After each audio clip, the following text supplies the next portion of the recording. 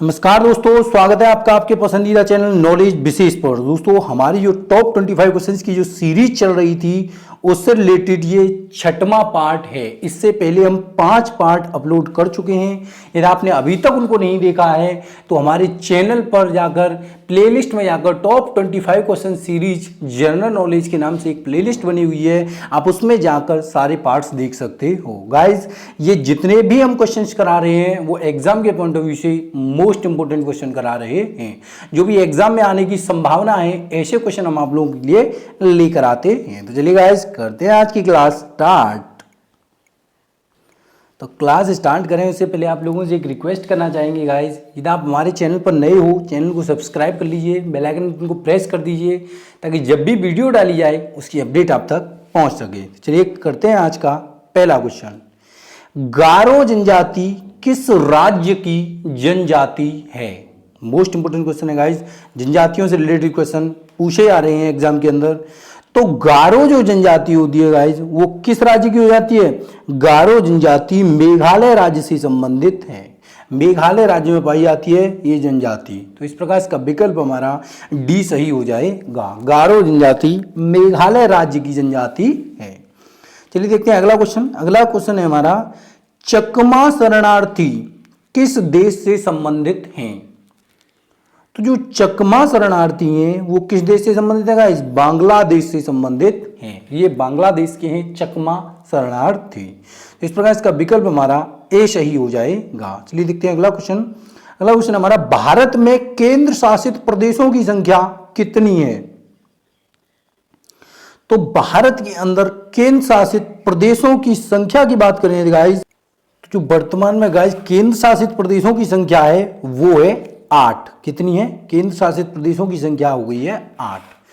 लेकिन गाइज आपको ये याद रखना है कि 8 कौन कौन सी है, ये भी मोस्ट इंपोर्टेंट हो जाता है कि 8 केंद्र शासित प्रदेश हैं कौन कौन से। तो हम आपको एक बार बता देते हैं, दिल्ली, जम्मू कश्मीर और लद्दाख। जम्मू कश्मीर, लद्दाख, अंडमान निकोबार, चंडीगढ़, दादरा नगर हवेली, लक्षद्वीप और पदुचेरी, ये 8 जो हैं वो केंद्र शासित प्रदेश हैं।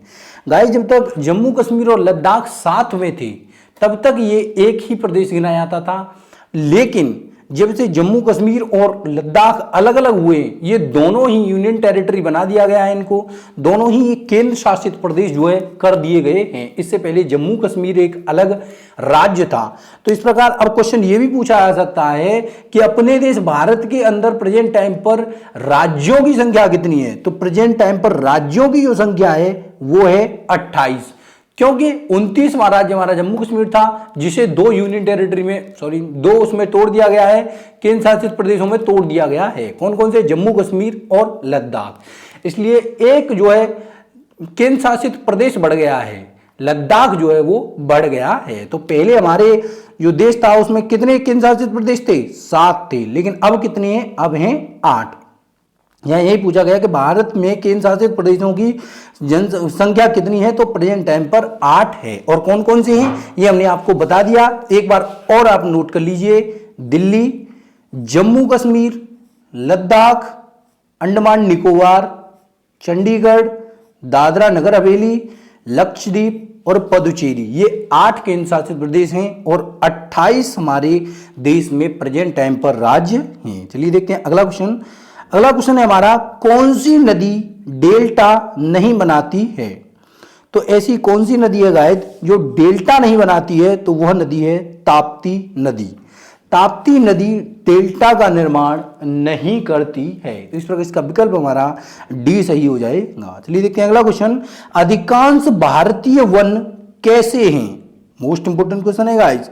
तो अधिकांश भारतीय वन जो हैं वो गाइस पतझड़ वन हैं। कैसे हैं? अधिकांश भारत के जो वन हैं वो पतझड़ वन हैं। तो इस प्रकार इसका विकल्प हमारा ए सही हो जाएगा। चलिए देखते हैं अगला क्वेश्चन।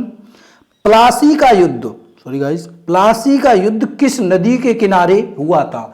मोस्ट इंपोर्टेंट क्वेश्चन है गाइस, कई बार एग्जाम में रिपीट भी हुआ है और आगे भी आने की संभावना है इस क्वेश्चन की।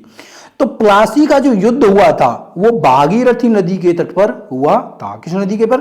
भागीरथी नदी के तट पर हुआ था। तो इस प्रकार इसका विकल्प हमारा डी सही हो जाएगा। चलिए देखते हैं अगला क्वेश्चन। विश्व में महादेशों की संख्या, भाई ये थोड़ा टाइपिंग में मिस्टेक है, ये महादेश नहीं है, विश्व में महाद्वीपों की संख्या पूछी है। विश्व में महाद्वीप या महादेश बात एक ही होती है। तो विश्व में महाद्वीपों की जो संख्या है वो 7 महाद्वीप हैं। विश्व में कितने महाद्वीप हैं? 7 महाद्वीप हैं।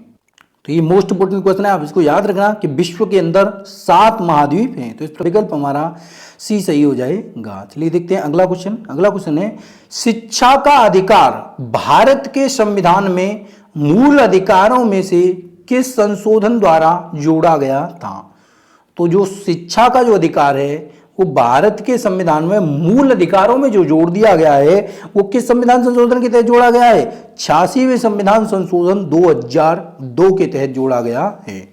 86वें संविधान 2002 के तहत ही शिक्षा के अधिकार को मूल अधिकार जो है बना दिया गया है। तो इस प्रकार इसका विकल्प हमारा ए सही हो जाएगा। मोस्ट इंपोर्टेंट क्वेश्चन है गाइस।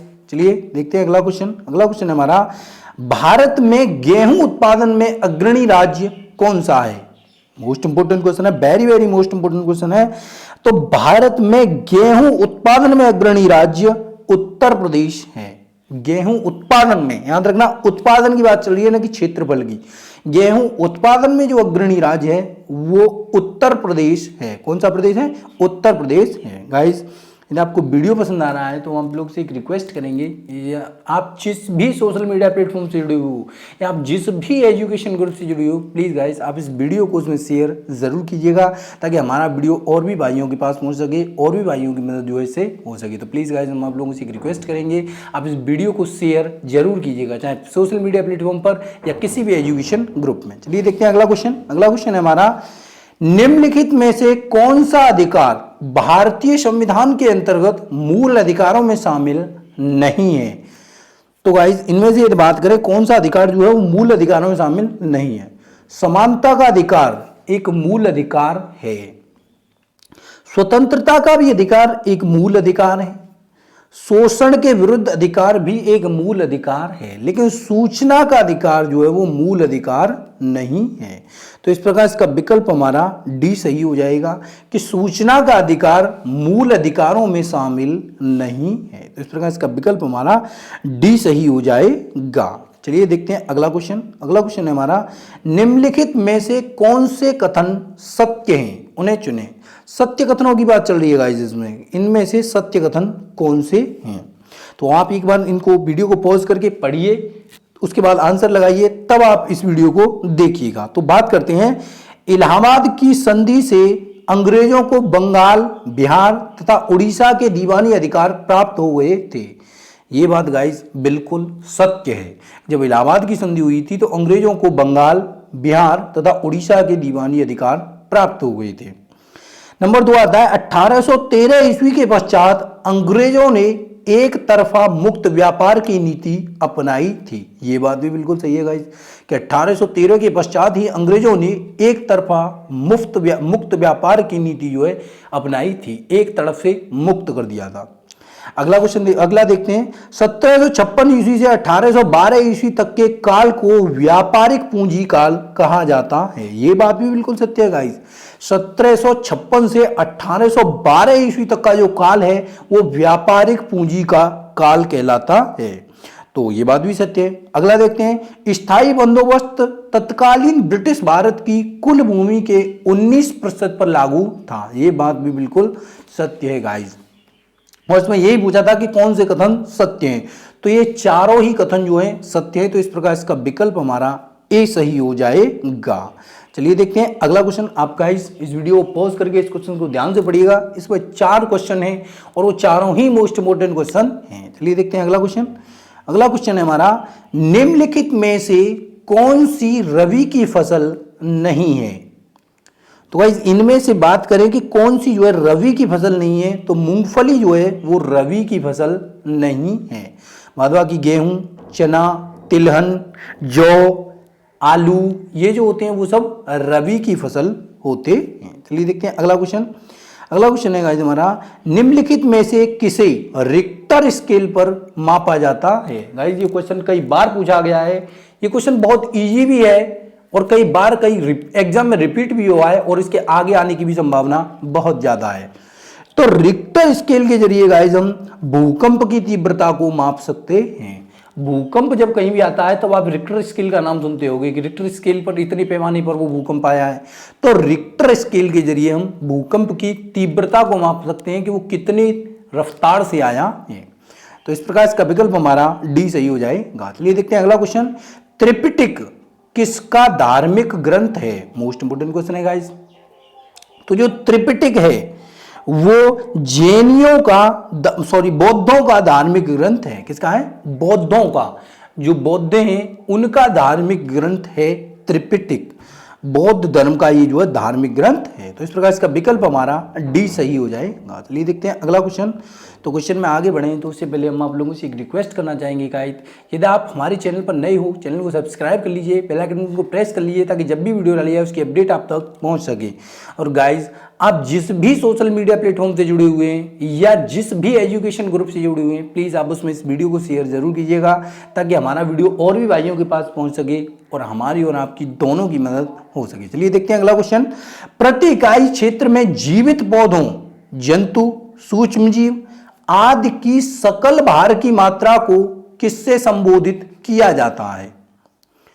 तो प्रति इकाई क्षेत्र में जीवित पौधों, जंतु, सूक्ष्मजीव आदि की जो सकल भार की मात्रा होती है उसको गाइस बायोमास से संबोधित किया जाता है। क्या कहा जाता है उसको? बायोमास से जो उसको संबोधित किया जाता है। तो इस प्रकार इसका विकल्प हमारा सी सही हो जाएगा। चलिए देखते हैं अगला क्वेश्चन। एन एक्टर्स जर्नी किसकी आत्मकथा है? मोस्ट इंपोर्टेंट क्वेश्चन है गाइस। ये पिछले एग्जाम में आया था, शायद यूपीएससी के एग्जाम में ऐसा क्वेश्चन था। एन एक्टर्स जर्नी जो है वो गाइस सईद जाफरी की आत्मकथा है। उसकी सईद जाफरी की आत्मकथा है एन एक्टर्स जर्नी। तो इस प्रकार इसका विकल्प हमारा डी सही हो जाएगा। चलिए देखते हैं अगला क्वेश्चन। विभिन्न राजनीतिक दलों की स्वीकृति राष्ट्रीय पार्टी अथवा प्रादेशिक पार्टी के रूप में कौन प्रदान करता है? Very very very most important question है गाइस। तो कोई भी पार्टी वो राष्ट्रीय पार्टी है या राज्य पार्टी है, इसका निर्णय किसके द्वारा किया जाता है? चुनाव आयोग के द्वारा किया जाता है। चुनाव आयोग ही ये निर्णय करता है कि कोई भी जो पार्टी है वो राष्ट्रीय पार्टी है या राज्य से क्षेत्रीय पार्टी है। तो इस प्रकार इसका विकल्प हमारा सी सही हो जाएगा गाइस। चलिए देखते हैं अगला क्वेश्चन। दूध में कौन सा विटामिन नहीं पाया जाता है? मोस्ट इंपोर्टेंट क्वेश्चन है गाइस। जितने भी हमारे क्वेश्चन होते हैं वो सारे के सारे ही मोस्ट इंपोर्टेंट होते हैं गाइस एग्जाम के पॉइंट ऑफ व्यू से। यदि आप हमारी टॉप 25 क्वेश्चंस की सीरीज को डेली ले रहे हो, डेली हम 2 वीडियो अपलोड करते हैं, बहुत जल्दी ही हम मैथ्स की वीडियो भी अपलोड करने वाले हैं। तो यदि आप हमारी 25 क्वेश्चन की सीरीज को ले रहे हो तो यकीन मानिए कि आपको जीके में तो कोई भी प्रॉब्लम कम से कम नहीं आने वाली है। और बहुत जल्दी मैथ्स की क्लास शुरू करने वाले हैं, उनमें भी आपको कोई भी प्रॉब्लम नहीं आएगी। उनमें हम आपको ट्रिक्स से रिलेटेड जितने भी सवाल होंगे उनको ट्रिक से सॉल्व करके दिखाएंगे। तो बात करते हैं दूध में कौन सा विटामिन नहीं होता है? तो विटामिन सी जो है वो दूध में नहीं पाया जाता है। तो इस प्रकार इसका विकल्प हमारा सी सही हो जाएगा कि विटामिन सी दूध में नहीं पाया जाता है। अगला देखते हैं। मनुष्य में कितने गुणसूत्र पाए जाते हैं? मोस्ट इंपोर्टेंट क्वेश्चन है गाइस। तो मनुष्य के अंदर जो गुणसूत्र पाए जाते हैं वो 46 पाए जाते हैं। मनुष्य के अंदर कितने गुणसूत्र पाए जाते हैं? 46 गुणसूत्र जो है पाए जाते हैं। और कितनी जोड़ी होती हैं? ये 23 जो है इनकी जोड़ियां होती हैं। और गुणसूत्र गिनती में कितने होते हैं? 46 होते हैं। तो इस प्रकार इसका विकल्प हमारा डी सही हो जाएगा। चलिए देखते हैं अगला क्वेश्चन। आलू का कौन सा भाग खाने योग्य होता है? तो आलू का खाए जाने योग्य भाग जो होता है वो कौन सा होता है? आलू जमीन के अंदर उगता है गाइस, इसलिए उसका जो भाग होता है वो तना खाया जाता है। आलू का जो खाने योग्य भाग होता है वो क्या होता है? तना होता है। तो इस प्रकार इसका विकल्प हमारा बी सही हो जाएगा। चलिए देखते हैं अगला क्वेश्चन।